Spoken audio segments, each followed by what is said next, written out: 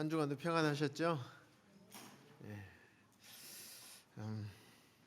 한 달에 한 번씩 이 앞에서 성도님들도 뵙고 하나님 말씀 함께 나누는 시간이 참 귀하다고 여겨집니다. 오늘은 복음을 함께 나누는 시간입니다. 여전히 이 코로나 바이러스 때문에 전 세계가 고통에 신음하고 있고, 특히 미국이 아마 전 세계에서 코로나로 죽는 인구의 절반 정도가 미국에서 죽는 것 같더라고요. 한 10만 명대가 죽었는데 미국이 한 5만 명대 이렇게 사망자가 발생하는 것 같습니다. 어쨌든 많은 사람들이 눈에 보이지도 않는 지금 시대가 어떤 시대인지 다들 아시잖아요. 화성으로 여행을 간다, 달나라로 우주선 타고 여행 가는 상품과 이런 것들을 패키지로 판매하고 단순히 한번 탐사 차원에서 가는 것을 생각하는 그런 시대가 아니잖아요. 최첨단 과학을 달리고 있는 이런 시대에서도 임에도 불구하고 이 작은 바이러스 하나를 어떻게 하지 못해서 온 인류가 많은 혼란과 어려움 가운데 있는 것을 보게 됩니다. 참 이런 것들을 바라볼 때 어떤 생각이 드냐면, 참 우리가 아무리 지혜롭고 우리가 아무리 능력이 많다고 하더라도 하나님께서 터치 한 번만 하시고 하나님께서 하나만 바꾸시고 입김만 한번 후 불어도 우리는 생명의 위협을 받고 거기에 대해서 우리가 대처할 수 있는 것이 아무것도 없구나라는 생각을 하게 됩니다. 특히 그나마 우리나라는 전 세계에 있는 많은 나라들보다는 참 은혜를 받은 나라 같아요. 왜 그러냐면 다들 통금, 저희 어머니하고 연락을 해봤더니 그 아랍에미리트는 통금 시간이 있다고 합니다. 몇 시부터 몇 시까지는 아예 밖에 나오지도 못하게 하고 음식점이나 이런 것도 정해진 시간에 또 가야 되고 그렇게 좀 어렵게 지냅니다. 이처럼 다른 나라도 유럽 같은 경우도 아예 모든 것을 봉쇄하고 집 밖에 나가지 못하게 하고, 참 이러지만은 우리나라는 어떻습니까? 어디 봉쇄 당한 적 혹시 있으십니까? 그러지 않으시죠? 그래도 다른 나라들에 비해서 자유롭게 다닐 수 있습니다. 그럼에도 불구하고 우리는 불편함을 많이 느끼고 있죠. 참 이런 일들을 바라보게 될 때 하나님께서 우리나라를 얼마나 사랑하고 계시고 얼마나 관심을 가지고 계시며 또 우리나라에 어떤 비전과 어떤 생각을 품고 계시는가, 참 이런 생각을 하게 되면서 하나님께 감사를 드리는 시간을 갖고 있습니다. 그래서 코로나 이전의 삶은 우리가 아주 자유로웠지만 코로나 이후의 삶은 지금 여기 계시는 것처럼 마스크도 써야 되고 찬양 드릴 때도 마스크 쓰고 찬양을 드리면 얼마나 좀 힘이 듭니까? 특히 현장에서 일하시는 분은 육체적인 힘을 쓰시고 이러시는 분들은 더 힘이 들 거라고 생각이 됩니다. 그래서 이런 불편함을 느끼다 보니까 우리가 이전에 얼마나 편한 삶을 살고 있었는지, 얼마나 감사한 삶을 살고 있었는지 잘 몰랐던 것 같습니다. 병원에 있으면 때로는 숨을 아주 힘들게 쉬시는 분들이 꽤 있으세요. 한번 호흡을 들이마시는데 꺽꺽꺽 넘어가게 숨을 쉬는 분들이 계세요. 그럴 때 그런 환자분들을 보면 마음이 참 안타깝고 제가 대신 숨을 쉬어주고 싶고 이런 분들이 계세요. 그럴 때마다 내가 이렇게 숨 쉬고 편하게 숨 쉬는데 특별하게 힘을 들이거나 노력하지 않아도 편안한 숨을 쉬고 있다는 것이 얼마나 감사한 일인가. 그리고 이제 많이 안 좋으셔서 목을 뚫어 가지고 이제 있으신 분들이 계세요. 그러면 이분들은 가래를 혼자 이렇게 뱉기가 굉장히 힘듭니다. 그래서 막 숨을 쉴 때마다 그르륵 그르륵 가래 끓는 소리 엄청나게 많이 들리고 기침을 해도 가래가 나오질 않아요. 그러니까 계속 기침을 하고 가래가 꽉 차 있어요. 근데 하루 종일 그러세요. 참 그런 분들 볼 때 우리가 안에 기관지나 이런데 목에 가래가 끼었을 때 뱉을 수 있는 것이, 기침 한번 탁 해서 뱉을 수 있는 것이 얼마나 감사한가. 또 음식물을 잘 삼키지 못하시는 분이 계셔요. 그래서 이제 코로 음식을 드십니다. 그럴 때 우리가 음식을 먹을 때 맛을 느끼고 내 입으로 씹어서 삼켜서 먹을 수 있는, 이게 얼마나 또 감사한 일인가. 또 뇌가 손상이 돼서 말을 하고 싶어요. 말을 알아듣는 것은 다 알아들으셔요. 인지하고 기억하고 상황을 판단하고 이런 부분들에 아무 이상이 없는데 단지 말의 표현만 안 됩니다. 이런 분들 보면 막 본인 말을 하고 싶은데 안 되니까 성격이 특히 급하신 분들은 막 가슴을 치면서 막 괴성만 질러요. 하고 싶은데 말을 하고 싶은데 잘 안 되니까. 이런 것을 볼 때 우리가 말을 잘 할 수 있는 것이, 힘을 들이지 않고 내가 하고 싶은 말을 할 수 있는 것이 얼마나 감사한 일인가, 이런 생각들을 많이 합니다. 그래서 이번 코로나19 사태로 인해서 우리 일상의 소중함을 많이 느끼게 되는 시간들이 아닌가. 우리 교회적으로 보게 되더라도 참 금요일 날 모이던 것을 못 모이고 또 교회 학교들을 하지 못하고 또 성도님들이 함께 애찬을 나누지 못하고 참 이런 부분들이 얼마나 아쉽습니까? 그 전에 이런 부분들에 대해서 크게 감사함을 물론 감사하게 생각하셨겠지만 더 크게 느끼지 못했었는데 못 모이다 보고 못 하다 보니까 그런 부분이 더 소중하게 느껴지는 것 같습니다. 우리 인생들의 이제 삶을 살아가는 데 있어서 이러한 감사를 항상 누리고 항상 생각하면서 살아가는 것이 참 중요하다라는 생각을 하게 됩니다. 우리들의 삶, 생명, 아주 작은 것 하나라도 내 마음대로 할 수 있는 것이 없구나. 이런 생각을 여기 성도님들뿐만 아니라 여기 계신 모든 분들이 꼭 하시기를 간절히 바라는 마음이 있습니다. 왜냐하면 우리는 우리가 마음대로 할 수 있는 것보다 우리가 마음대로 할 수 없는 것이 훨씬 많기 때문입니다.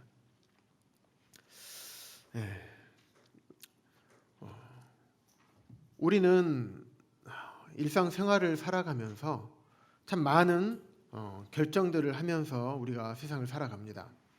예를 들면 오늘 이제 애찬이 없기 때문에 말씀이 끝나고 나면 각자 집으로 가셔서 무엇을 먹을까 이런 생각을 해야 될 것입니다. 이런 사소한 결정부터 우리 청년들 같은 경우는 이제 어떤 직장을 잡아야 될 것인가, 누구와 결혼을 해야 될 것인가, 우리 청년들에 있어서 가장 중요한 이런 문제죠. 특히 또 우리 고등학교 학생들에게는 무엇이 가장 큰 것입니까? 어떤 대학에 가야 할 것인가. 참 이런 것들, 인생의 아주 작은 것에서부터 아주 중요한 것들까지 우리가 많은 결정들을 해야 할 때가 있습니다. 이런 결정들을 할 때 어떤 것에 우리가 기준을 두고 결정을 하는가요? 내가 좋아하는 것, 평소에 내가 생각하고 있었던 것, 나의 기호나 또 나의 목표, 나의 인생 철학이나 또 어떤 경제적인 능력, 또 나에게 주어진 환경과 조건, 이런 것들을 생각해서 결정을 하게 될 것입니다. 왜 이런 것들을 고려해서 많은 정보들을 내 주변에 있는 것들을 정보를 수집해서 고려해 가지고 결정을 하게 됩니까? 왜냐하면 그렇게 했을 때 내가 원하는, 내가 보기에 조금 더 나은 삶, 조금 더 안전한 삶을 살 확률이 높기 때문에 그렇습니다. 이렇게 하게 되면, 이것을 딱 결정하면 반드시 이렇게 될 거야 라고 하면 특별하게 고민할 필요가 없겠죠. 하지만 그런 확실한 우리의 어떤 결정에 대해서 그 이후에 확실한 결과를 알 수가 없기 때문에 많은 사람들이 고민하고 살펴보고 그리고 나서 결정을 하게 됩니다. 하지만 아무리 살펴보고 아무리 계산을 해보더라도 아주 확실하게 100%인 것은 없는 것입니다. 우리가 얼마나 앞으로 건강하게 살 것인지, 우리가 건강하게 살기 위해서 얼마나 많은 노력들을 합니까? 건강에 유의하고 운동을 하고 먹을 것을 가려서 먹고 음식을 할 때도 조심히 하고 어떤 음식을 구입하더라도 될 수 있으면 좋은 것들을 사 먹으려고 하고 하지만 이렇게 한다고 해서 나의 건강한 삶이 보장이 되는 것입니까? 나의 노후를 위해서 세상의 많은 사람들이 노후를 위해서 부를 축적을 합니다. 그런다고 해서 나의 노후가 건강하고 행복한 삶을 100% 그런 것들이 보장을 해줍니까? 절대 그렇게 장담을 하지 못합니다. 우리의 수명이 성경에서는 인생이 정하신 것 70이요 강건하면 80이라고 했는데 내가 80살까지 살 수 있는 확률이 있습니까? 확률이 얼마나 될까요? 지금 건강 상태를 체크해 보면 나는 100살까지 살 거야. 이 정도 살 수 있는 체력이야. 가끔 저희 아버지께서 건강에 되게 관심이 많으세요.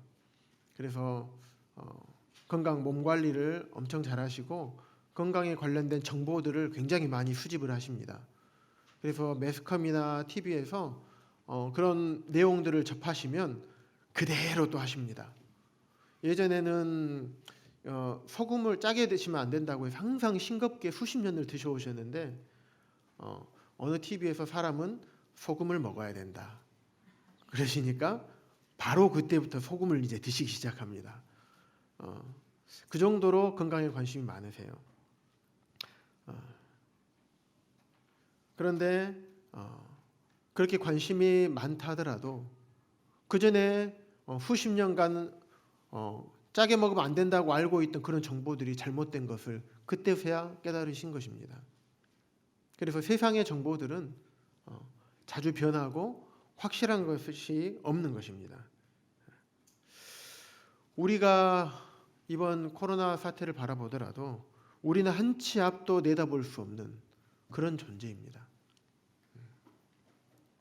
그럼에도 불구하고 우리는 어디에다 미래를 겁니까? 앞서 말씀드렸던 것처럼 내 눈에 보이는 것들을 바라보고 그것들을 살펴서 거기에 내 미래를 겁니다. 내 인생을 걸고 나의 생명을 걸고 그렇게 살아갑니다. 물론 그리스도인들도 그렇게 살아가는 분들도 있을 수가 있습니다. 그런데 성경에서는 그러한 부분들이 어리석다라고 말씀을 하고 있습니다. 성경을 함께 찾아볼까요? 누가복음 12장입니다. 누가복음 12장 16절부터 21절까지 함께 보겠습니다. 여기에 보면 어리석은 부자의 비유가 나옵니다. 이 부자가 있었습니다. 16절에 한 부자가 있었는데 그 밭에 소출이 풍성했습니다. 물질이 아주 많았던 거죠. 그래서 마음에 생각하여 이르되 내가 곡식 쌓아둘 곳이 없으니 어찌할까. 이 곡식을 쌓아둘 곳이 없어요. 쉽게 얘기하면 돈을 갖다 놓을 곳이 없는 거예요. 그것을 고민하고 있습니다. 혹시 우리 여기 계신 분들 돈 이렇게 많은데 이걸 어떻게 할까? 이런 고민하신 혹시 분들, 해보셨던 분들 혹시 계십니까? 예. 부자는 그런 고민을 하고 있는 것입니다. 그러면서 내가 이렇게 하겠다. 내 곡간을 헐고 더 크게 짓고 내 모든 곡식과 물건을 거기 쌓아두리라. 이 부자의 인생은 거기다 걸었습니다.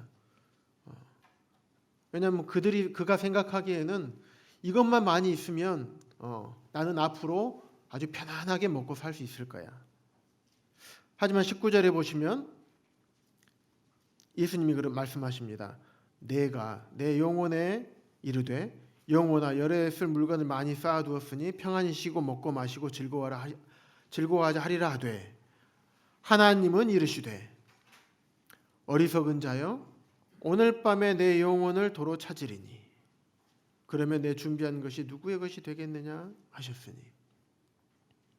아무리 많이 쌓아놓고 사람의 생각에 아무리 많이 준비하고 내 몸 관리를 아무리 잘하고 아무리 좋은 것을 먹고 아무리 내 노후를 잘 준비한다 하더라도 우리의 생명을 주관하시는 하나님께서 이 생명을 취해 가시면 그 남은 것들이 무엇이 되겠느냐 이렇게 우리에게 말씀하고 계시는 것입니다. 최근에 핫 이슈가 되는 뉴스 중에서 가장 핫한 뉴스는 아마 김정은에 관한 뉴스일 것입니다. 북한의 김정은이 요즘 보이지 않는다고 하면서 건강 이상설, 사망설 막 이런 얘기들이 나오고 있습니다. 아주 젊죠? 저보다 한참 젊은 것으로 제가 알고 있습니다. 아마 30대이지 않은가 싶은데요. 이처럼 이렇게 젊은 김정은이라 할지라도 세상 중에서 아주 독재자 중에 독재자죠. 자기 말 한마디면 사람의 생명을 왔다 갔다 전쟁을 일으킬 수도 있고 그렇지 않을 수도 있고 수천만의 목숨을 쥐고 흔들고 있는 이런 자들도 이런 자의 생명도 하나님께서 쥐고 있는 것입니다. 겉으로는 멀쩡합니다. 젊습니다. 하지만 그 안에 하나님께서 어떻게 역사하고 계시는지는 우리가 아무도 알 수가 없습니다. 수많은 사람들이 잠을 자다가 건강한데도 불구하고 40대, 30대임에도 불구하고 갑자기 돌연사하는 내용들이 나오는 것들을 매스컴을 통해서 들으셔서 알고 계실 것입니다. 아무리 물질이 많고 아무리 나의 능력이 뛰어나고 사회적인 위치가 높고 하더라도 내 생명을 주관할 수 있는 사람은 이 세상에 단 한 명도 없습니다. 이 말에 동의하시나요? 네. 그러면 다시 한번 질문을 드려보도록 하겠습니다. 우리의 인생, 우리의 생명을 책임지는 것이 물질, 곧 돈입니까? 아니면 우리의 건강입니까? 아니면 인간의 능력입니까? 20절에 보시면 누가복음 12장 20절에 보시면 하나님은 이르시되 어리석은 자여 오늘 밤에 내 영혼을 도로 찾으리니라고 말씀하고 계십니다. 영혼을 도로 다시 찾아가신다고 말씀하십니다. 도로 찾으려면 어떻게 해야 됩니까? 찾으시는 분이 찾아가려면 그것을 먼저 준 분이 있죠. 준 사람이 찾아갈 수 있는 것입니다. 생명을 주시는 분이 하나님이시라는 것입니다. 하나님께서 부자야 너에게 내가 생명을 주었다. 하지만 내가 그 생명을 도로 찾아가면 네 준비한 것이 누구의 것이 되겠느냐라고 말하고 있는 것입니다. 생명을 주시고 주시는 분도 하나님이시고 생명을 다시 취해 가시는 분도 하나님이신 것입니다. 이 부자는 그것을 알지 못했던 것입니다. 우리의 생명과 우리의 인생, 우리의 소망을 어디에다가 두고 어디에다가 걸 것인가? 확실한 것에다가 걸어야 되지 않겠습니까? 건강이 우리의 인생을 책임지는 것이 아니고요. 돈이 우리의 인생을 책임지지 않습니다. 우리 학생들 좋은 직장, 좋은 대학이 우리의 인생을 책임지지 않습니다. 안정된 노후가 우리의 인생을 책임지지 않습니다. 사회적인 지위가 우리의 인생을 책임지지 않습니다. 이런 것들이 확실하게 우리의 미래를 100% 보장해 줍니까? 그렇지 않습니다. 세상에서 말하고 있는 모든 것들은 확실한 것이 단 하나도 없습니다. 단지 그렇게 될 확률이 조금 더 높을 뿐입니다. 확실하지 않은 확률에 여러분의 인생을 거실 겁니까? 아니면 100% 확실한 것에 여러분 인생을 거실 것입니까?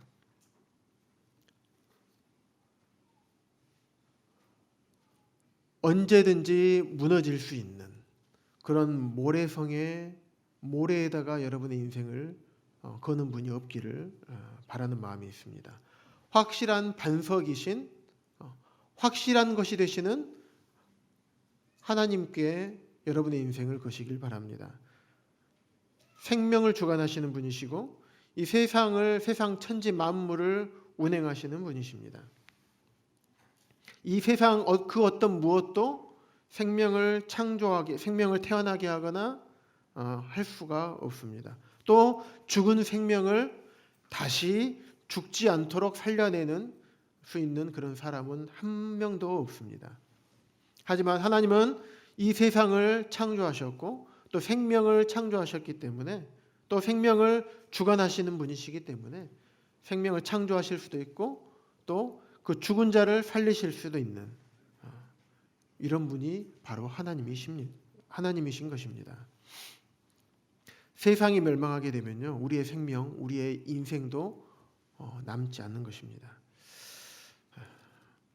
마태복음 10장 28절 말씀 함께 보시겠습니다. 그렇기 때문에 우리가 생명을 주관하시는 하나님께 우리의 인생을 두어야 되는 것입니다. 우리의 물질이 없어지는 것에 두려워할 것이 아닙니다.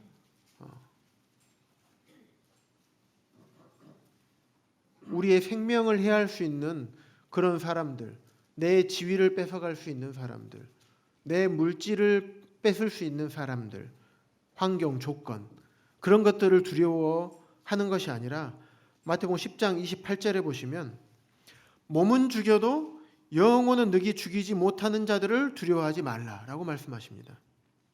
그럼 어떤 분을 두려워해야 되는가? 오직 몸과 영혼을 능히 지옥에 멸하실 수 있는 이를 두려워하라라고 말씀하십니다. 우리가 평소에 보고 의지하고 했던 그것들은 우리의 몸을 해할 수 있습니다. 우리가 소중히 여기는 물질들을 뺏어갈 수 있습니다. 심지어는 우리 생명도 뺏어갈 수 있습니다. 하지만 우리의 영혼은 뺏어갈 수가 없습니다. 우리의 영혼은 멸할 수가 없는 것입니다. 이 전능하신 하나님의 아들이신 예수 그리스도께서 육체의 생명만 말씀하신 것이 아니라 영혼까지 멸하시는데 이 영혼을 지옥에 멸하신다고 말씀하고 있습니다. 성경 뒤로 넘기셔서요, 마가복음 9장에 보시면 지옥이 어떤 곳인가에 대해서 아주 조금 보여주고 있습니다. 마가복음 9장 43절입니다. 신약성경 70쪽에 있습니다.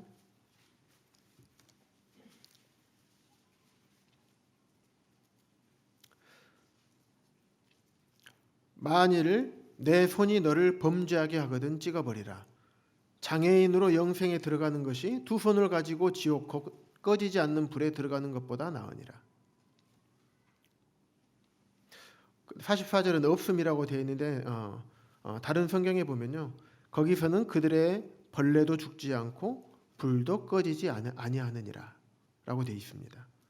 그리고 45절, 만일 발이 너를 범죄하게 하거든 찍어버리라. 다리 저는 자로 영생에 들어가는 것이 두 발을 가지고 지옥에 던져지는 것보다 나으니라. 만일 내 눈이 너를 범죄하거든 빼버리라. 한 눈으로 하나님 나라에 들어가는 것이 두 눈을 가지고 지옥에 던지는 것보다 나으니라. 그러면서 49절에 사람마다 불로서 소금치듯 함을 받으리라. 이 글씨로 문자로 써져 있기 때문에 실감이 잘 안 날 수도 있지만은요. 한번 우리가 상상을 한번 해보시길 바랍니다. 우리가 손이 범죄할 수 있습니다. 그럴 때 이 범죄를 하게 되면 이 범죄에 대한 대가로 하나님께서 영혼을 지옥에 멸하시겠다라고 말씀하셨습니다. 그러면 내 자꾸 범죄 안 하려고 해도 자꾸 손이 범죄를 하니까 차라리 이 손을 자르고 멀쩡한 하나님 나라에 들어가는 것이 훨씬 낫다. 이 두 멀쩡한 손을 가지고 지옥에는 제발 가지 말아라. 차라리 손을 자르고라도 지옥에 가지 말아라. 왜냐하면 지옥은 그만큼 무서운 곳이기 때문에 가지 말아라고 하는 말씀입니다. 손을 이게 자르는 상상을 한번 해보시기 바랍니다. 얼마나 아프겠습니까? 그리고 얼마나 불편하겠습니까? 그럼에도 불구하고 그렇게 하라는 것입니다. 발을 생각해 보시기 바랍니다. 발을 자르라고 합니다. 눈을 빼라고 합니다. 눈이 얼마나 많이 범죄합니까? 보지 말아야 될 것을 엄청나게 많이 봅니다. 우리 발도 마찬가지입니다. 그래서 죄를 범할 수 있는 것들, 이런 것들을 다 찍어버리고 빼버리고라도 제발 지옥에 가지 마라. 거기는 구더기도 죽지 않고 불도 꺼지지 않는다. 그러면 사람마다 불로서 소금치듯 함을 받으리라. 소금에 완전히 절이듯이 사람이 불로 이렇게 절여진다라고 말씀하고 계십니다. 이 계시록 20장 10절에 보시면요, 지옥은 불과 유황 못이라고 얘기하고 있습니다. 못은 연못을 얘기하죠. 유황이 펄펄 끓는 그런 연못이라고 합니다. 거기에 던져진다라고 말씀합니다. 불과 유황이 펄펄 끓는 거 생각하면 무엇이 생각나신가요? 유황이 끓는다. 생각나는 거 있습니까? 우리 아이들한테 얘기했더니 뭐라고 하냐면 화산 막 그러더라고요. 예. 땅 밑에 있는 마그마 나오면 흘러나오면 용암 그러죠. 땅 밑에 있을 때는 마그마고 흘러나오면 용암. 시뻘건 그 물들. 그 물이 펄펄 끓는 그곳에서 영원히 고통을 받는다라고 말씀하고 있습니다. 세세토록 밤낮 괴로움을 받으리라라고 말씀하고 있습니다. 세세토록 밤낮. 생각해 보시기 바랍니다. 펄펄 끓는 그 용암에 세세토록 영원히 끝이 없는 시간 동안에 아침 저녁으로 거기에서 용암이 끓는 곳에 절여가지고 사람이 거기에서 살아야 되는 것이에요. 혹시 잘 와닿지 않으시죠? 우리 자매님들은 좀 와닿으실 것 같은데 자매님들 보시면 막 이런데 까만 줄같이 하나씩 생기죠? 자매님들은 다 아셔요. 형제님들 잘 모르시죠?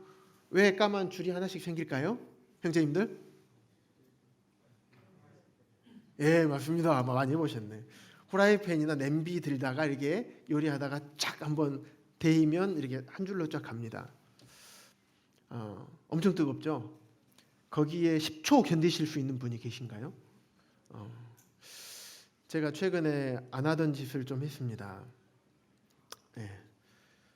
딸기잼을 좀 만든다고 딸기를 이렇게 사가지고 이렇게 저었습니다. 그래서 한참을 이제 오른손은 젓고 왼손은 이쪽에다 두고 이렇게 저어요. 근데 이제 해보신 분들은 아시겠지만 딸기잼이 이제 많이 쫄아들면 어떻습니까? 퍽 튀죠. 용암이 튀듯이, 용암이 끓듯이 부글부글 퍽 튑니다. 그래서 막 옷에 튀어요. 그래서 이제 하도 뜨거워서 이제 고무장갑을 끼고 이제 이렇게 긴 나무 막 그 주걱으로 이렇게 졌습니다. 이쪽에도 옷이 튀길래 제가 이쪽 팔을 걷었거든요. 이렇게 딱 걷고 이렇게 한참 멀리 하는데 폭 튀었는데 제가 여기에 딱 튄 겁니다. 아 뜨거워 바로 이렇게 뗐는데 이제 아 뜨거 하면서 바로 뗐습니다. 그런데 제 살 껍질이 이게 새끼 손톱만큼 이렇게 같이 벗겨져 나갔어요. 어찌나 뜨겁든지 이게 아 뜨거하면서 이게 이게 치운 시간이 한 1초도 안 걸렸을 겁니다. 도저히 견딜 수가 없는 겁니다. 뜨거워서. 예. 그 딸기잼 끓는 딸기잼 하나 이렇게 닿았다고 엄청 뜨거워서 견딜 수가 없었어요.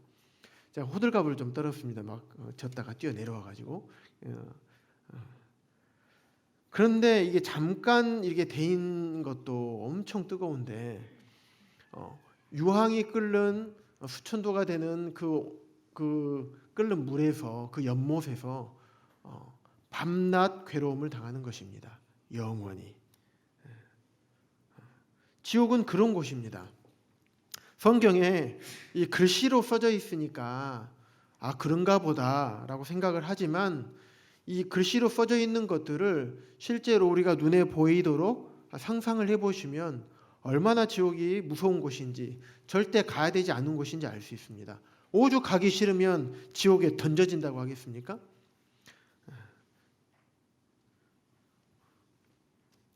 지옥은요 하나님의 진노가 머무르는 곳입니다. 예수 그리스도를 믿지 않는 사람들만이 가는 곳입니다. 우리의 구원자 되시고 우리의 창조주 되시고 우리의 모든 죄를 갚아주신 우리 예수 그리스도를 믿지 않는 사람들만이 가는 곳, 그곳이 지옥인 것입니다. 그곳엔 하나님의 사랑이 없습니다. 또 지옥에 한번 들어가면 들어가는 곳은 있어도 나오는 문이 없습니다. 거기 가면 나올 수가 없기 때문에 희망이 없습니다. 오직 있는 것은 고통과 후회 또 절망만이 있을 뿐입니다. 왜 내가 이 땅에 살아있을 때 예수 그리스도를 믿지 않았을까? 교회에서 하나님의 말씀을 들었을 때 내가 믿어야 되는데 왜 믿지 않았을까? 라는 후회와 고통이 남아있을 것입니다. 그곳에는 다른 성경에 보면 슬피 울며 이를 간다고 합니다. 이를 갈 것이라고 말씀하고 있습니다. 슬피 울면서 후회해도 소용이 없습니다. 이를 뿌드득 간다 그래서 해결되는 것이 하나도 없습니다.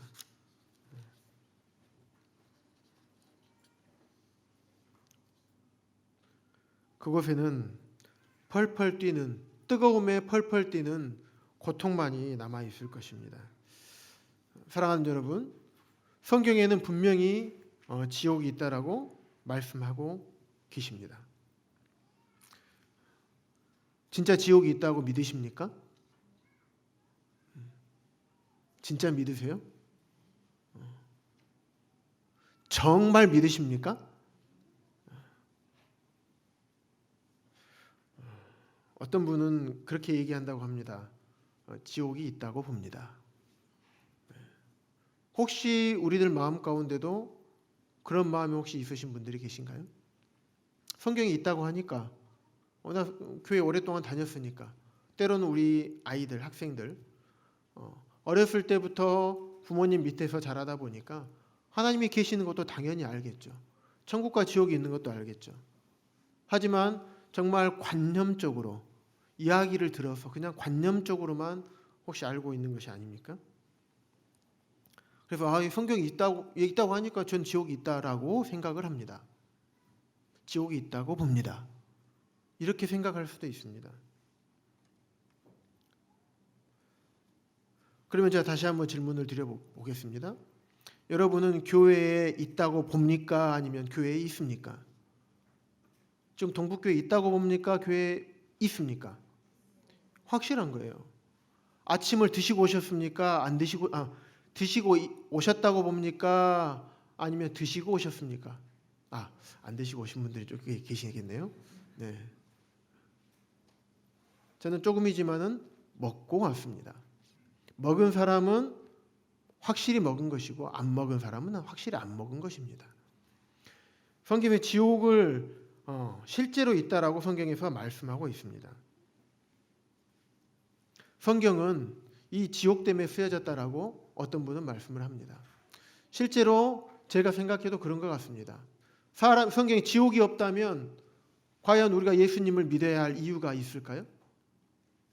조금 극단적인 표현일 수도 있습니다. 지옥은 확실하게 있기 때문에 하나님께서는 독생자이신 예수 그리스도를 이 땅에 보내신 것입니다. 모든 사람이 죄를 범하였음에 모든 사람이 죄를 범했기 때문에 하나님 나라에 올 수 있는 사람이 아무도 없습니다. 왜냐하면 죄인은 반드시 지옥에 멸하게 되어 있기 때문에 하나님 나라에 올 수 있는 사람이 아무도 없는 것입니다. 그렇기 때문에 이 죄인의 죄값을 담당하시기 위해서 예수 그리스도를 이 땅에 보내신 것입니다. 죄를 지은 사람이 받을 형벌이 없다라고 한다면 이 땅의 사람들이 죄를 안 지을 이유가 있을까요? 아마도 없을 것입니다.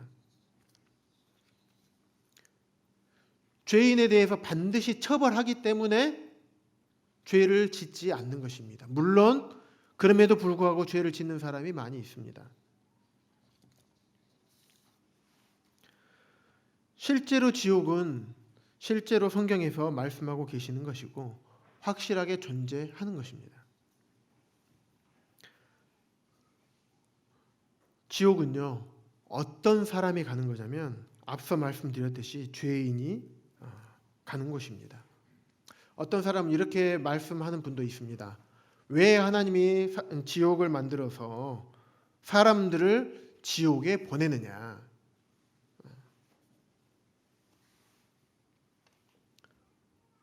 하나님이 사랑의 하나님이라고 말씀하시면서 어떻게 사람을 지옥에 던져버리느냐, 지옥에 보내느냐 이렇게 말씀하시는 분들도 있습니다. 하지만 하나님께서 사람을 지옥에 보내는 것이 아닙니다.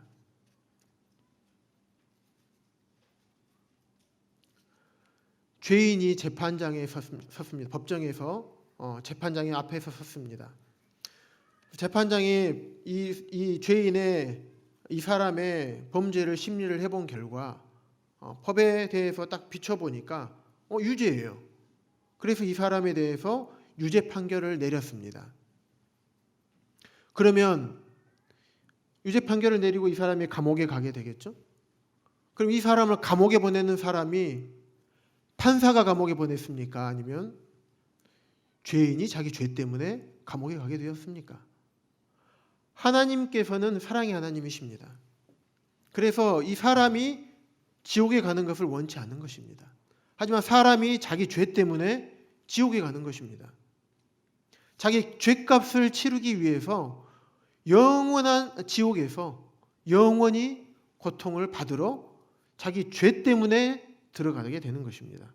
그런데 가기 싫어요. 진짜 죽어보니까 진짜 지옥이 있거든요.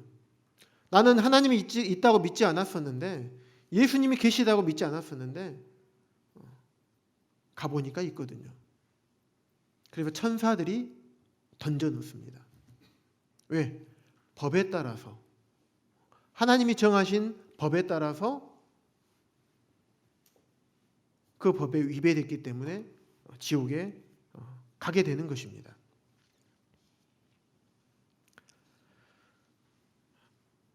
하지만 하나님은 지옥에 갈 그런 죄인을 사랑하셨습니다.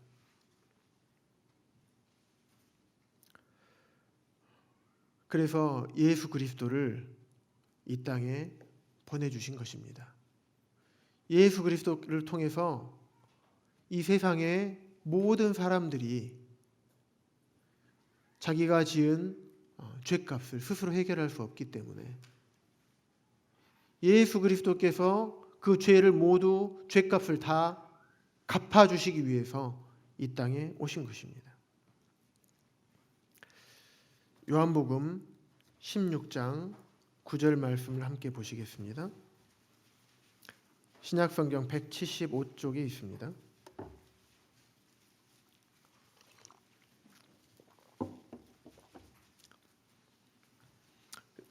그래서 예수 그리스도께서 여러분이 많이 들으셨던 것처럼 십자가에서 여러분의 모든 죄값을 다 갚아 주신 것입니다. 그런데 16장 9절 말씀을 함께 한 목소리로 읽어보겠습니다. 시작. 죄에 대하여라 함은 그들이 나를 믿지 아니하며. 내 모든 죄를, 내 모든 죄입니다.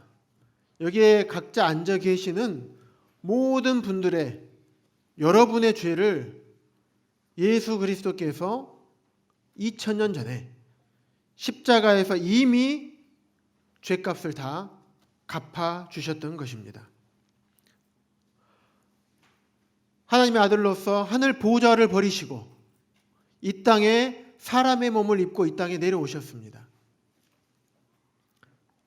십자가에서 자신의 생명을 온전히 내어주시기까지 여러분을 사랑하신 그 예수 그리스도를 믿지 않는 것이 바로 죄인 것입니다.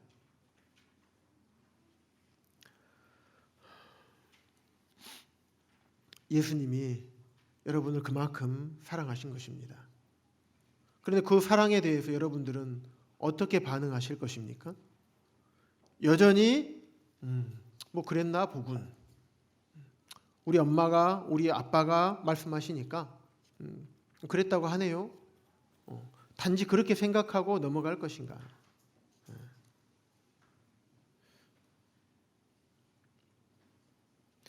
아니면 창조주이시고 내가 지은 나의 모든 죄값을 대신 갚아주시기 위해서 수많은 모욕과 핍박과 조롱과 고통을 당하면서까지 양손과 양발과 발에 못이 박히고 머리에는 가시관을 쓰시고 옆구리에 창까지 받으시면서 또 채찍질 받으시면서 당하신 그 고통에 대해서, 그 사랑에 대해서 내가 정말 어떻게 반응할 것인가?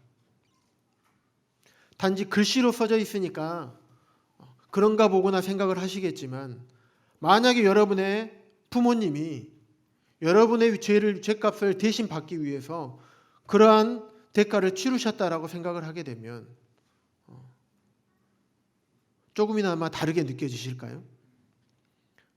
우리 모임 안에서 어렸을 때부터 자란 우리 아이들, 주일학교 아이들, 학생들 한번 생각을 해보시길 바랍니다.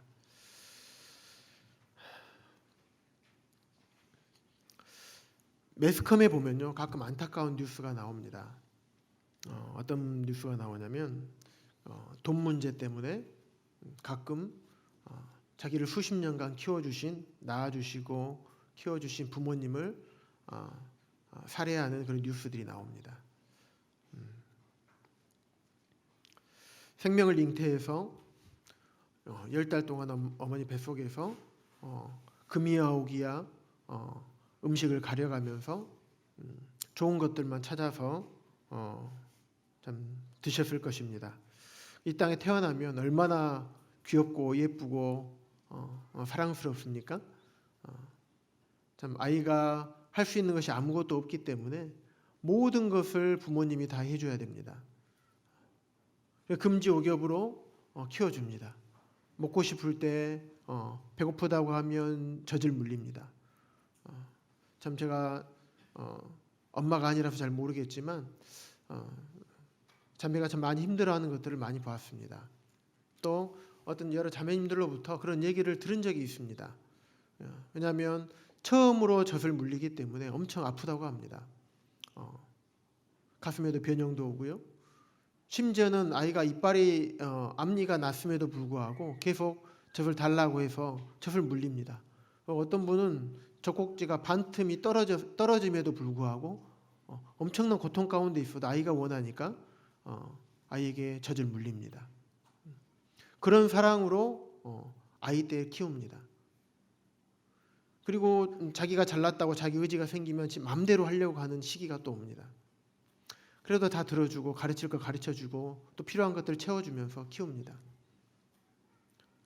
이제 사춘기 왔다고 이제 부모 말에 반항합니다. 그래도 받아주면서 사랑으로 키워줍니다. 대학 들어갔다고 등록금 내주고 옷 사입히고 자취한다고 해서 자취비 다 내주고 없는 살림에 부모님들은 먹을 거 안 먹고 입을 거 안 입으면서 자식을 위해서 다 내줍니다.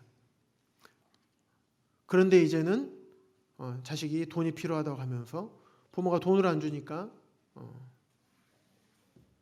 보험금을 타기 위해서 부모를 죽이는 것입니다.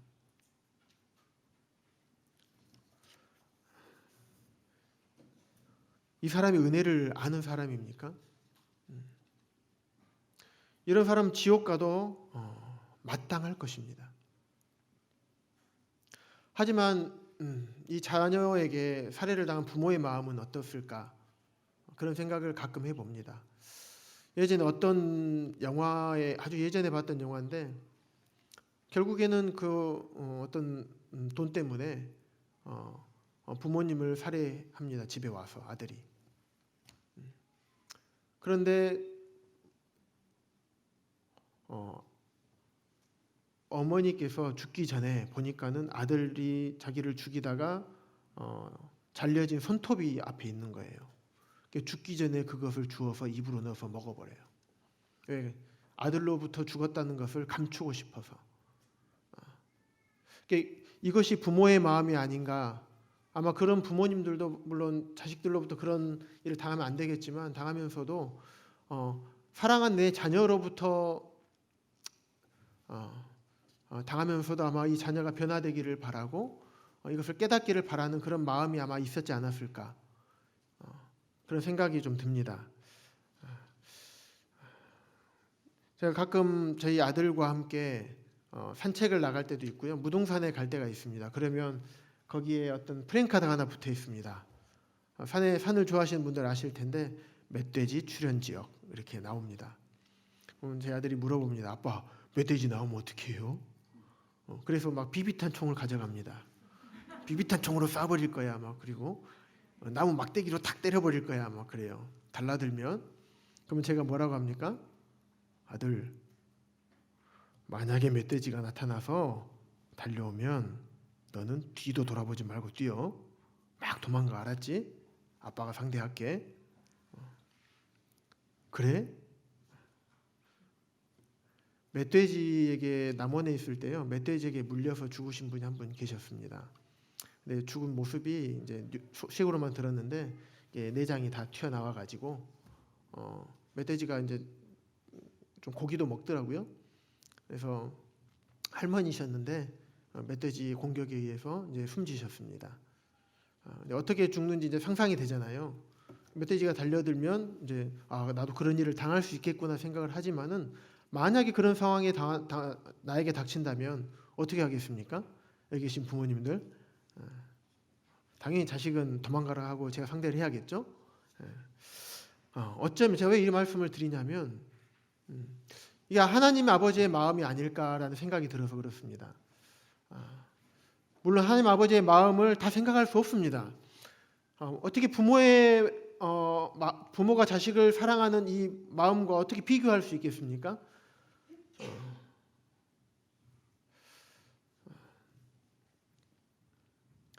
하나님은 우리를 창조하셨습니다.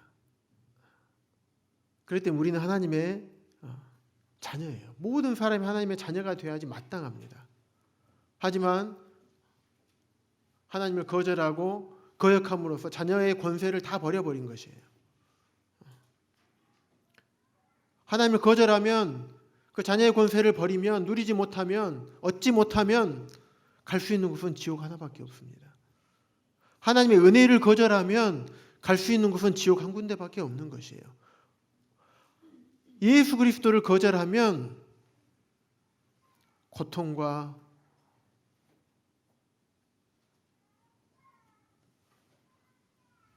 영원한 지옥불밖에 여러분 앞에 남아있는 것은 없습니다.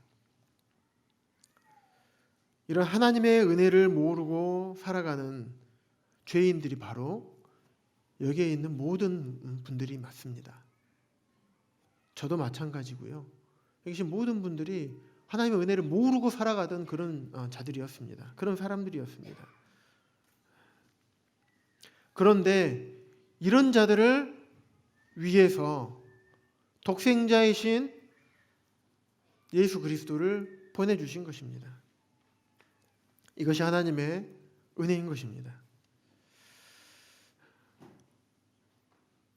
우리가 왜 예수님을 믿지 못하는가? 왜 하나님을 믿지 못하는가? 죄가 우리를 그렇게 만드는 것입니다. 죄는 하나님을 그렇게 믿지 못하게 만듭니다. 죄는 하나님과 우리의 사이를 갈라놓습니다. 죄는요, 우리를 지옥으로 인도합니다. 우리의 마음과 생각을 조종합니다. 우리 유혹합니다. 그리고 하나님을 믿지 못하게 하고 지금 이 순간에도 복음을 듣고 있는 순간에도 다른 생각 나게 할 것입니다. 믿고 싶은 마음이 없어지도록 여러분의 마음을 훔쳐갈 것입니다. 죄가 그렇게 하는 것입니다. 그리고 결국에는 죄는 우리를 저 지옥으로 인도하는 것입니다. 하지만 하나님은 우리를 지옥으로 인도하지 않습니다. 우리가 지옥에 가는 것을 바라지 않으십니다. 앞으로 넘기셔서 요한복음 3장 16절입니다.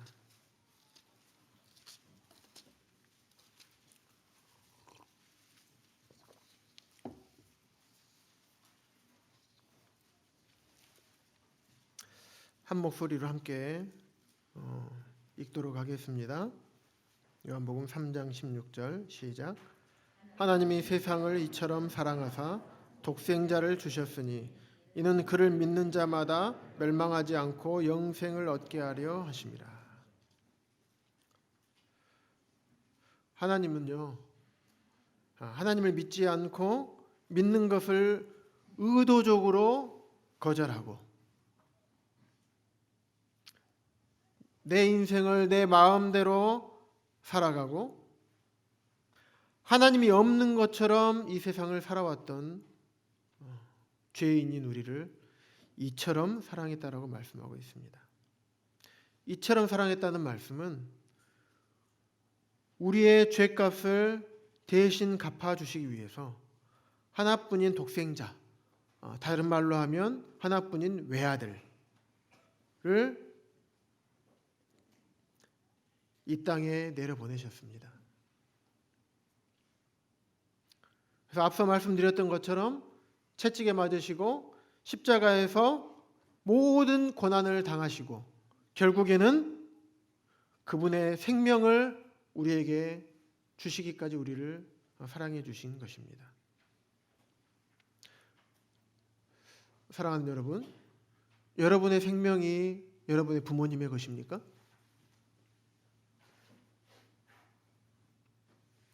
그렇게 생각하고 살아오셨습니까? 그렇지 않으시죠? 아마도 여러분의 생명은 여러분의 것이라고 생각을 하시고 살아오셨을 것입니다. 내 인생은 나의 것, 내 생명도 나의 것. 그러니까 내 생명도 함부로 해야 하고 내 인생도 그렇게 함부로 마음대로 사는 것입니다. 하지만 성경에서는 나에게 생명을 주시는 분도 여호와시요, 내 인생의 주인도 여호와시고 내 인생을 주관하시는 분도 여호와 하나님이시라고 말씀하고 계십니다. 그리고 이 하나님을 믿지 않는 것이 바로 죄라고, 지옥 갈 죄라고 말씀하고 있는 것입니다.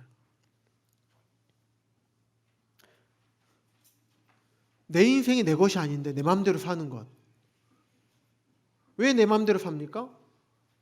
하나님을 믿지 않기 때문에 그러는 것입니다.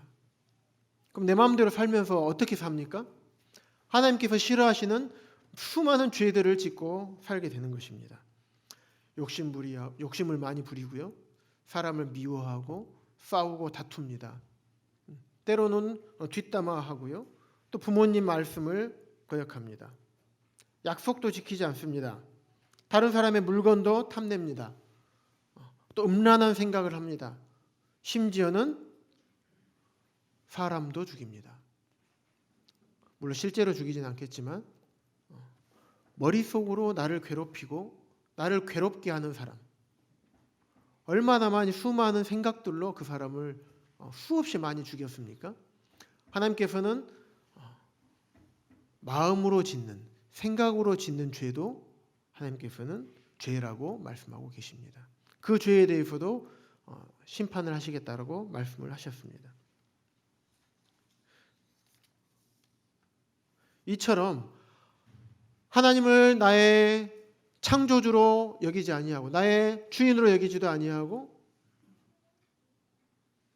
나의 모든 죄값을 용서해 주신 그 예수 그리스도를 보내주신 분으로 여기지 아니하고 믿지도 아니하고 또 내 죄를 위해서 십자가에 달려 생명을 아낌없이 내어주신 그 예수 그리스도를 믿지 않는 것, 그것보다 더 나쁜 죄가 어디 있겠습니까? 이런 자들이 처벌을 안 받으면 누가 처벌을 받겠습니까? 정말 하나님께서는 참으로 은혜와 사랑이 많으신 분인 것 같습니다. 다른 거 많이 하라고 안 하셨어요. 너가 선한 일을 열심히 해서 네 선을 차곡차곡 쌓아서 그래야지만 천국에 올 것이다, 이렇게 말씀 안 하셨어요. 내가 모든 죄를 독생자인 예수 그리스도를 통해서 네 모든 죄값을 다 갚아줄게. 다 갚아줄게. 그런데 너는 그 예수 그리스도를 네 마음에 너의 주인으로 너의 모든 죄값을 다 갚아주신 너를 구원해 주신 구주로 믿어야 돼. 내가 너한테 바라는 것은 그거밖에 없어. 어쩌면 이것이 하나님께서 우리 인생의 성향과 본질을 너무나 잘 아시기 때문에 아주 우리에게 인생에게 지옥 가지 않을 아주 최소한의 것만을 요구하시지 않았을까라는 생각을 해보게 됩니다. 더 많은 거 하라고 하면요, 사람은 절대 천국 갈 사람이 아무도 없을 것입니다. 전부 다 지옥에 갈 것입니다. 그냥 우리의 본성이 그렇거든요. 우리의 본성이 하나님을 거절하고요, 우리 마음대로 살고요, 죄를 즐겨하는 것이 우리의 본성입니다. 예수 그리스도를 믿는 것,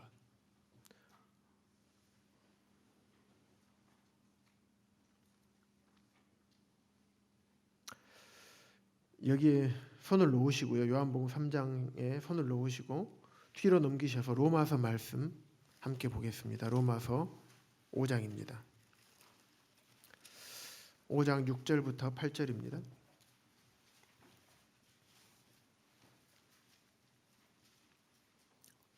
제가 읽어드리겠습니다.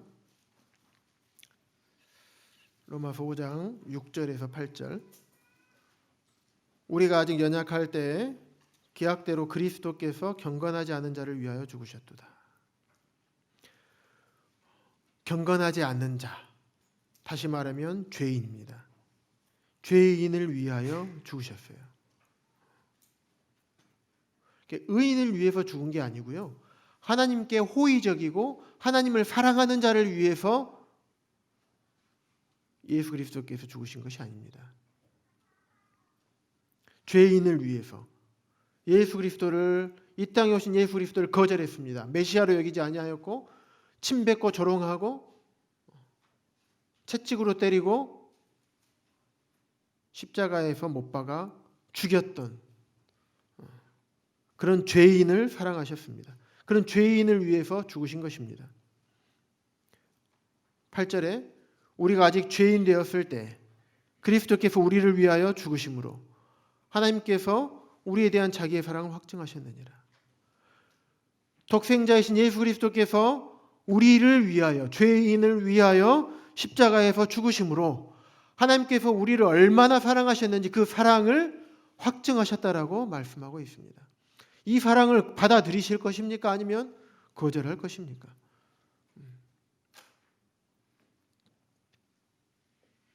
내가 이만큼 너를 사랑한다라고 말씀하고 계시는 것입니다. 이 세상에 어느 부모가 죄인을 위해서 하나뿐인 아들의 목숨을 내줄 수 있겠습니까? 그런 부모는 이 세상에 아무도 없을 것입니다. 내 목숨도 못 내주겠는데 어떻게 하나뿐인 사랑하는 아들의 목숨을 죄인을 위해서 내줄 수 있겠습니까? 하나님께서는 말로만 사랑한다고 하는 그런 사랑이 아닌 실제로 하나님의 독생자이신 예수 그리스도를 이 땅에서 그의 생명을 내어주심으로 우리에 대한 사랑을 표현을 하신 것입니다. 다시 요한복음 3장 16절 다시 돌아가세요. 하나님이 세상을 이처럼 사랑하사, 이처럼 사랑했다는 말은 그런 말입니다. 우리를 살리기 위해서, 여러분을 살리기 위해서, 나를 살리기 위해서 예수 그리스도께서 십자가에서 대신 죽으신 것입니다. 우리가 지옥에서 멸망하지 않고 아버지 하나님 계신 저 천국에서 영생을 하도록 사는 존재로 만드시기 위해서 대신 죽으신 것입니다.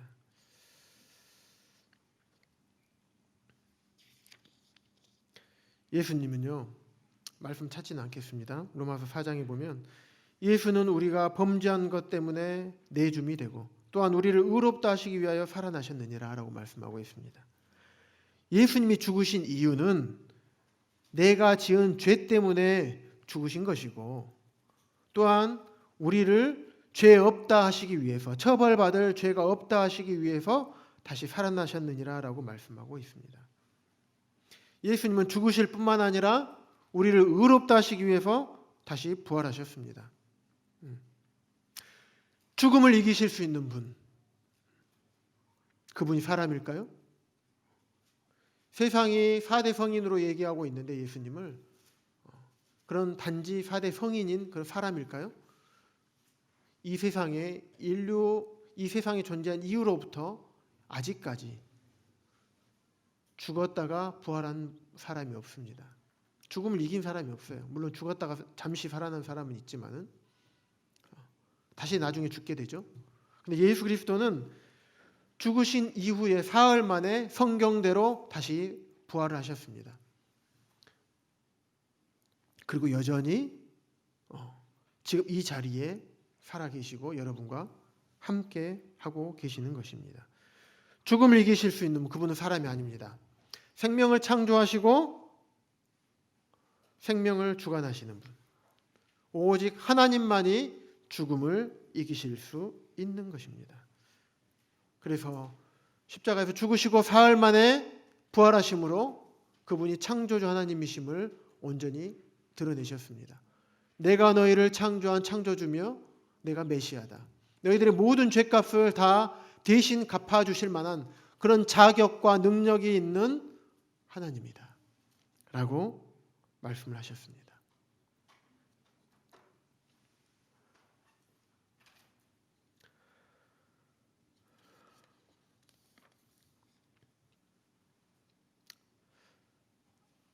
구원받는다는 것은요,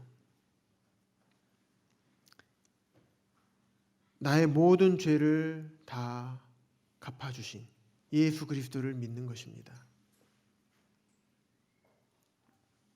구원이란 단어가 어떤 단어냐면요, 이게 구와 다른 구자에다가 돕다라는 원자입니다. 그럼 구하려면 어디 구한다는 표현은 우리가 좋은 상황에서 이렇게 구한다는 표현을 안 쓰잖아요. 아주 어떤 어려움 가운데 있는 상황에서 우리가 구해주는 것이잖아요. 그래서 구원이라는 단어의 의미는 우리 인생들이 여러분이 죄인입니다. 죄인이 갈 수 있는 것은 지옥밖에 없습니다. 그 지옥에서 건져준다는 의미인 것입니다. 그래서 구원받는다는 것은요, 우리가 지옥 가지 않도록 우리의 영혼이 우리의 죄값을 따라서 영원한 지옥의 형벌받지 않도록 나의 모든 죄를 다 갚아주신 예수 그리스도를 믿는 것입니다. 다른 것을 믿는 게 아니에요. 예수 그리스도를 믿는 것입니다. 창조주 하나님이시며 우리의 구원자 되시며 만물의 주인 되시는 예수 그리스도를 믿는 것입니다. 그리고 나의 삶의 주인이, 나의 주인이 이제는 내가 아니라 예수 그리스도이다. 나의 주인을 바꾸는 것입니다. 아직도 예수님을 믿는다고 하면서 여전히 내 생각과 내 관점과 내가 바라보는 것과 세상의 관점대로 살아가고 있는 분이 계십니까?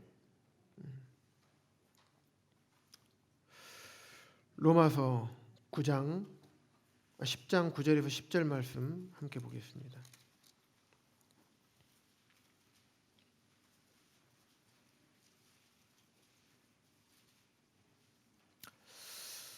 내가 만일 내 입으로 예수를 주로 시인하며 또 하나님께서 그를 죽은 자 가운데서 살리신 것을 내 마음에 믿으면 구원을 받으리라.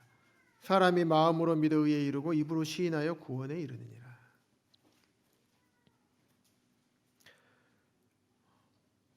정말 예수 그리스도를 여러분의 구주요 주인으로 여기고 믿고 계십니까? 사람이 마음으로 믿어 의에 이르고요. 입으로 시인해서 구원에 이른다고 합니다. 입으로 마음으로 그렇다고 생각할 수 있지만 입으로 시인하는 것은요. 쉽지가 않습니다. 입으로 시인하는 것은 내가 이제 그렇게 살지 않겠습니다. 아, 내가 잘못 살았군요. 아, 내 생각이 잘못됐습니다. 아, 나를 구원해 주신 분이 예수 그리스도군요. 내가 안 믿고 있었는데 이제 제가 믿겠습니다. 완전히 내 생각을 바꾸는 것입니다. 마음은 그렇구나라고 생각할 수 있겠지만 내가 입으로 이제는 내가 그분을 예수 그리스도를 믿겠습니다. 그분을 내 구주로 받아들이겠습니다. 내 삶의 주인으로 여기겠습니다. 이전에 살던 이런 삶은 주님께서 원하시는 삶이 아니고 그분을 나의 구주 주인으로 여기던 삶이 아니었습니다. 이제는 예수 그리스도를 나의 주인으로 여기고 살겠습니다라고 입으로 시인하는 것은요 굉장히 쉽지 않습니다.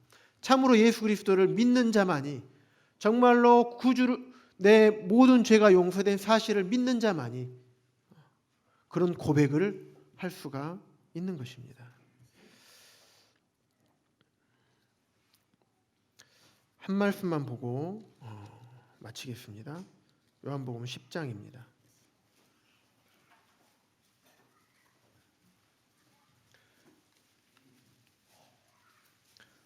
그래서 예수 그리스도를 믿는 자들에게는 영원히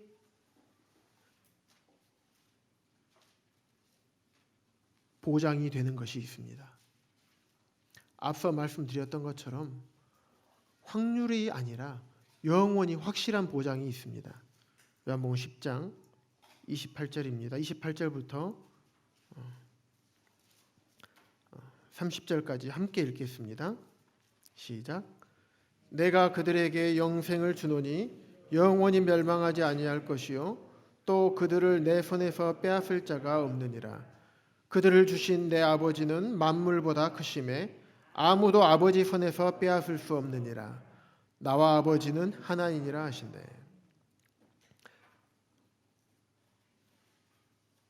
예수 그리스도께서 주신 영생 빼앗을 수가 있습니까? 아무도 빼앗을 수가 없습니다. 그 영생을 얻은 자는 절대 멸망의 지옥에 가지 않습니다.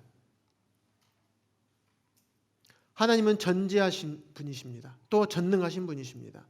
하나님보다 힘이 세고 능력이 많으신 분이 없습니다.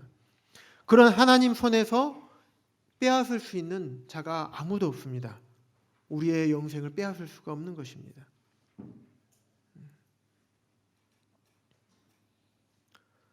사랑하는 여러분,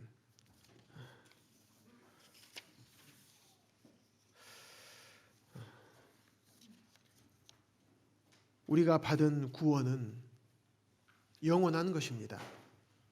여러분이 만약 아직 예수 그리스도를 믿지 않으셨던 분이 이 시간에 믿는 일이 생기셨다면 그 믿음 구원은 영원히 변치 않습니다. 혹여 우리의 죄된 본성 때문에 예수 그리스도를 믿은 이후에 죄를 지을 수도 있습니다. 예수 그리스도를 믿는 그 순간 우리의 신분은 죄인에서 의인으로 바뀌게 됩니다. 지옥 갈 죄인에서 천국에 갈 의인으로 그 순간 우리의 신분 자체가 바뀌는 것입니다. 하지만 우리가 연약해서 여전히 죄된 습성과 본성 때문에 죄를 지을 수도 있습니다. 물론 죄를 짓게 되겠죠. 하지만 그 죄 때문에 우리의 믿음이 취소가 되는 것이 아니고 우리의 구원이 취소가 되는 것이 아닙니다. 물론 구원받은 이후에는 그러한 죄를 즐기면서 이제 내가 정말 구원받았으니까 이제 죄 지어도 된대. 그래서 마음대로 죄를 지을 수도 없을 것입니다. 참으로 구원받은 자들이라면. 하지만 우리는 연약해서 죄를 지을 수밖에 없습니다. 하지만 그렇다고 해서 우리의 죄가 우리의 신분이 변하는 것은 아닙니다. 왜냐하면 구원은 우리의 상태나 우리의 기분에 있지 않기 때문입니다. 우리의 행위에 있지 않습니다. 구원은 말씀에 있고 우리의 믿음에 있는 것입니다. 그래서 우리 모임 안에서 어렸을 때부터 자란 우리 아이들과 학생들 참 이런 고민들을 많이 하는 것 같습니다. 그래서 내가 복음의 말씀을 들으면 맞아, 그래, 내가 알고 있던 예수님이야, 내가 알고 있던 하나님이야, 그래 난 구원받은 것 같아. 하지만 또 내 삶을 돌아보고 내 모습을 때때로 죄를 짓는 모습을 보면 나도 구원 안 받은 것 같아. 이러는 경우가 참 많은 것 같습니다. 하지만 내가 정말로 예수 그리스도를 믿고 있다면 그 구원은 절대 취소가 되는 것이 아닙니다. 내가 그 믿음 하나로 확신을 갖고 살아가는 것입니다. 사랑하는 성도 여러분, 얼마나 감사합니까? 우리의 구원이 그 어떤 것으로도 취소되지 않고 확실하다는 사실에 참으로 감사가 되고요. 참 여전히 주님께서 이 땅을 마감하지 아니하시고 복음을 전하게 하시고 복음을 듣게 하신 우리 주님께 감사를 드리고 여기 보니까 우리 모든 구도자분들, 우리 주일학교 아이들부터 학생들, 또 아직 구원받으지 못하시는 분들까지도 참 이 복음을 들으시고 예수 그리스도를 나의 구주요 또 나의 주인으로 참 여기시면서 이제는 내 뜻이 아닌 주님의 뜻을 따라서 이제는 나를 위해서 사는 삶이 아닌 주님을 위해서 살아가시는 그런 모든 분들이 되기를 간절히 바라는 마음이 있습니다. 이상으로 말씀을 마치겠습니다.